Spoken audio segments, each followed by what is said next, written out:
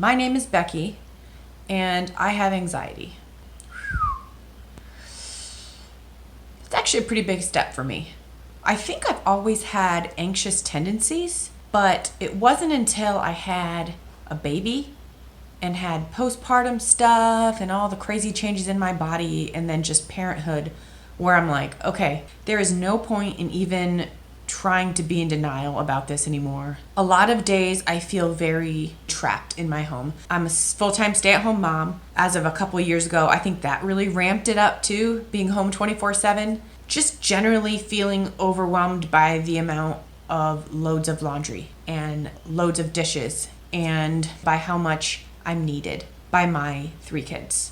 I would also say some days I just kind of feel frozen, like, where do I go next? Anxiety also is a thief and has stolen a lot of moments from me and a lot of days from me. Now I am on an anti-anxiety, and recently, as of about 3 weeks ago, I started going to counseling per my doctor's recommendation that if I am on an anti-anxiety, that I should have holistic mental care and go to a counselor. That way I'm not just treating the symptoms, I'm kind of going after the heart of the issue. And also to get some more coping tools in my arsenal.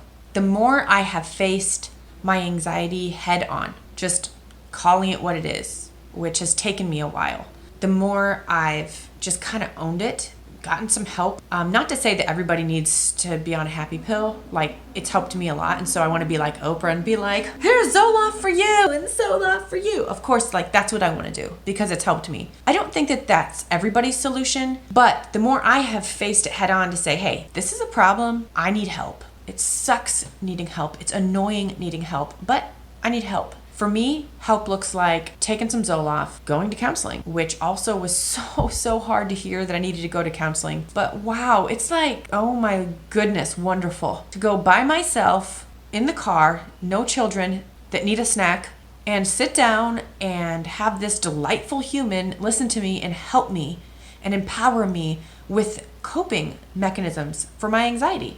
So I'm setting myself up for success when those moments come and they creep in and I can bust out these tools that she's helped me with. And so with her permission, I want to share them with you. She is a licensed clinical social worker with a bachelor's and master's in social work.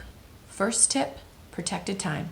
She said, nobody can be on 24/7. You're gonna snap. Everybody needs a protected time. And even if that protected time looks like 10 minutes where you just go for a walk by yourself, take a drive where you go work out, but that's your protected time and you have it every day. It's best during that time to avoid social media, if at all possible, screens, phones, things like that, because those heighten anxiety. Second tip, mindfulness. Mindful of being in the moment. And it sounds kind of like, ooh, but it's actually pretty dang cool. You walk through the 5 senses. For example, right now, what's one thing that I see? I see my kitchen cabinet. What's one thing that I hear? I hear the cars driving by on the highway. Kind of sounds like a lullaby going by. Oh, I also hear, I think it's a bullfrog. What's one thing I feel? I feel the arm of my chair. What's one thing I can taste? Unfortunately, my bad breath. What's one thing I can smell? I can smell just a slight bit of this magical lavender stuff I spray on my countertop. What it does is it just slows your mind down and you're being mindful of the moment that you're in. She said that's another way that you can get good sleep. If you're having a hard time sleeping, you just go through the 5 senses. She said something else that I thought was really helpful, which was it gives you permission to stop thinking. For me, that's really, really hard.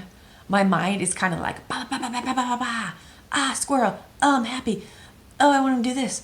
Oh, I'm multitasking. Oh, I want to laminate something. Oh, I need to empty the dishwasher. Oh, somebody crapped themselves. I need to change a diaper. Oh, shoot, I need to think of dinner. Oh, I'm dehydrated. So the permission to not think is kind of amazing. Third tip, breathing. People highly underestimate how important breathing is. Breathe in through your nose until you can feel it in your stomach. And then you breathe out of your mouth for way longer.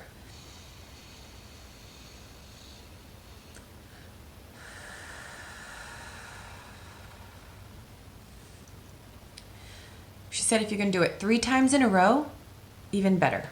And with mindfulness and with breathing, they go really well hand in hand. And she said those are things that are not great like in the heat of the moment. Mindfulness and breathing are more things you want to do proactively as you're wiping down a countertop, as you're folding some laundry. Let's say you've had your protected time. You're in your car, you just got back. She recommended that I would just sit in there and do some breathing, do some mindfulness before I come in. So some of that is like filling up your tank with these steps so that when you open the door and you're bombarded with questions or needs, you're in a better place. It also puts you in a better place to really focus, whether you're going to work or you're doing some task. When you've done these things, it helps you be in a better place to be more efficient and effective as well. Just stretching, yoga, downward dog, all the things.